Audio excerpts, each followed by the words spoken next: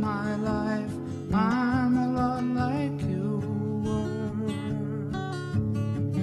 Oh man, look at my life, I'm a lot like you were.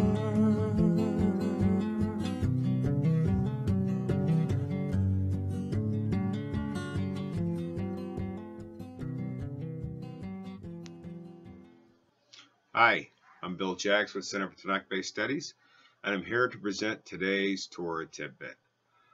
We have a personality that probably needs to be explored. His name's Jethro.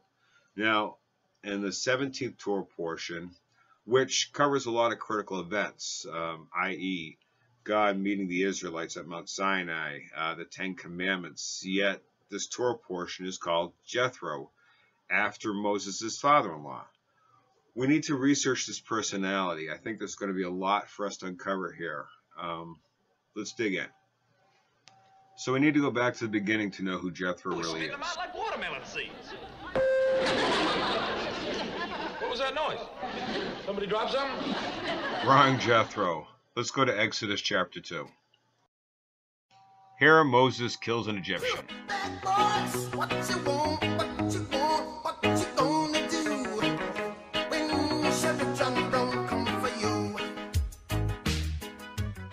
Escaping a death sentence, Moses fled to Midian, which was not under Egyptian control. In Midian, Moses would meet Zipporah, which was Jethro's daughter. Jethro himself was a Midianite priest. Moses would remain here in Midian for 40 years where he'd be a shepherd, until, of course, he received the call-up from God. So, after the call-up, Moses leaves his father-in-law and wife, and he goes down to Egypt. And we know what ensues then. We have Moses going to Pharaoh, the 10 plagues, Pharaoh allowing the Israelites to actually leave Egypt. And of course, the Egyptians pursue the Israelites, crossing the Red Sea, and then crash. The Egyptian army is destroyed. And now we're on the far side of the bank of the Reed River, or the Red Sea. And here, basically, Jethro shows up. He shows up with Zipporah, which is Moses' wife. And after hearing the stories that Moses relays to him about what had happened, about leaving Egypt and all the miracles that God had performed, Jethro honors God, and afterwards actually dispenses some good advice to Moses to lead the Israelites. And it's kind of weird when you think about it. We have Moses, the leader of the Israelites, receiving advice from a Midianite priest. And who are the Midians? They're not Israelites. Where do they come from? I'll talk to you about that. Interestingly, in order to know where the Midianites came from, we actually go back to Father Abraham. Genesis 12 tells us that Abraham would have an offspring, but Sarah did not believe she could actually produce that offspring.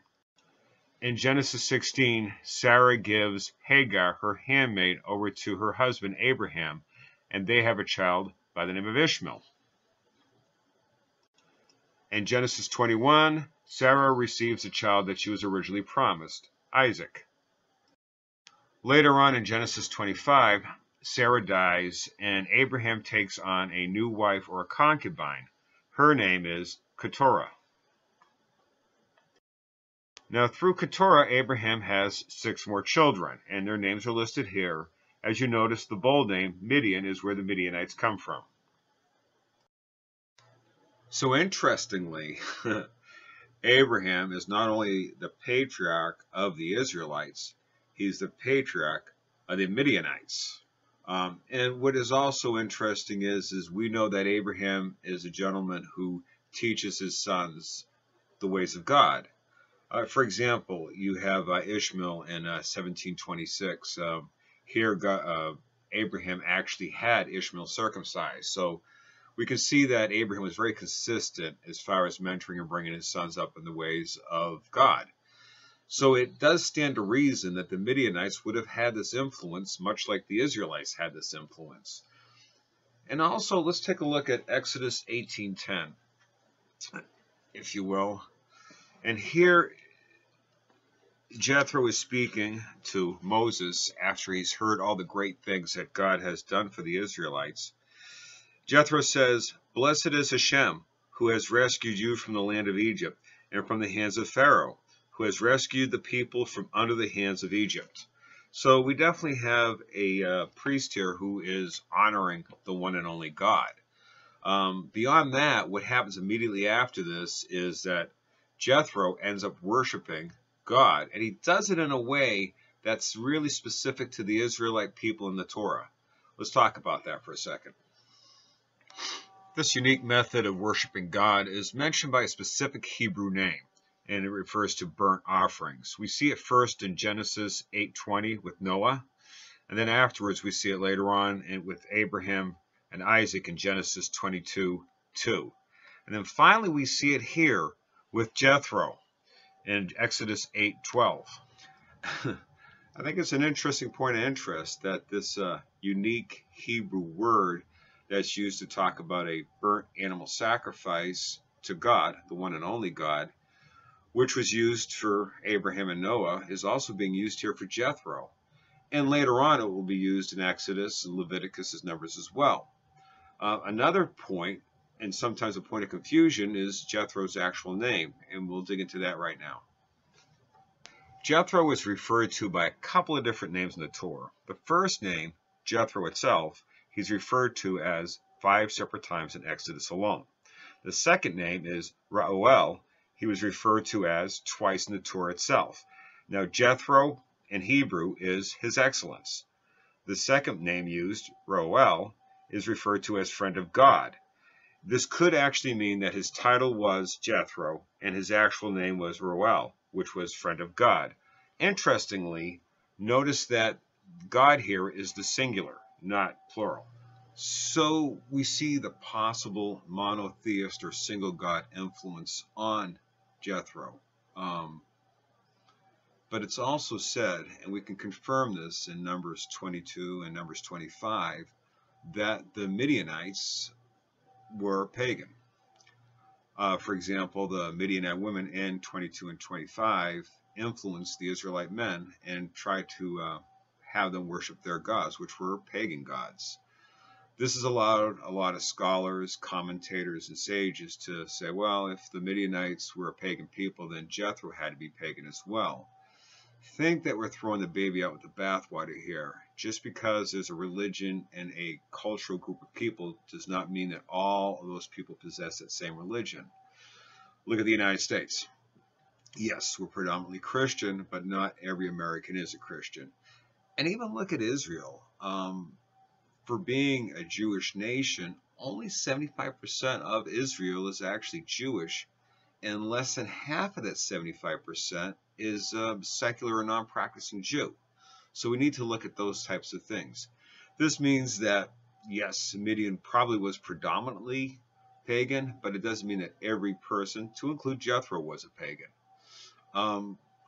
Let's look at Exodus 18:11 to dig a little deeper into this. In Exodus 18:11 is a continuation of Jethro speaking, and he says, "Now I know that Adonai is greater than all other gods, because he has rescued those who were treated so arrogantly." Well, the all here is an indicator that Jethro is aware that there are other gods, religions, or pagan gods, low G. He obviously acknowledges the fact that Adonai is the only God. He's greater above all others. He's Israel's God, our God. This exclamation can be in two different sort of contexts, if you will. The first one is that Jethro, if we assume he was a monotheist, believing in the one and only God, he's saying this as if confirmation. You know, living amongst pagan religions, he's saying it out loud. Hey, this is the only God, as I knew. The second way that we could interpret this is that he could be exclaiming this as if he has a eureka moment, like, this is the only God, the one God. Many of us have had the same opportunity to go, okay, I get it now. This is the one God. And we could be sharing that same space and time that Jethro was back then. Now, the balance of chapter 18 is Jethro dispensing advice to Moses. And it's not advice about worship. It's actually good management advice. And you should take a look into that. We've done a video on that as well, actually. The other thing is at the end of chapter 18, Jethro returns back to his people. Now, I've heard people teach on this, lessons on this, that he went back to his people and he taught them and converted them, but the text doesn't say this. However, we do have some archaeological evidence that we're going to present right now. Stay tuned. Now, at Timnar State Park, which is approximately a 4-hour drive from Jerusalem, which is in southern Israel, you can actually find a site that looks like it possessed a Midianite shrine that paralleled the tabernacle.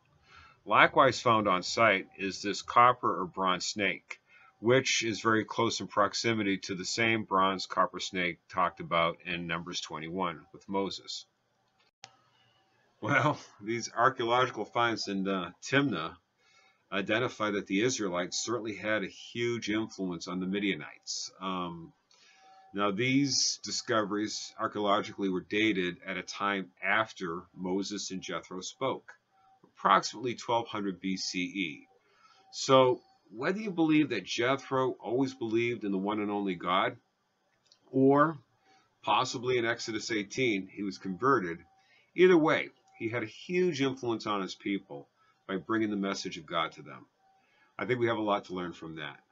Anyhow, this is Bill Jackson with Center for Tanakh-Based Studies. I hope you've enjoyed this lesson. God bless.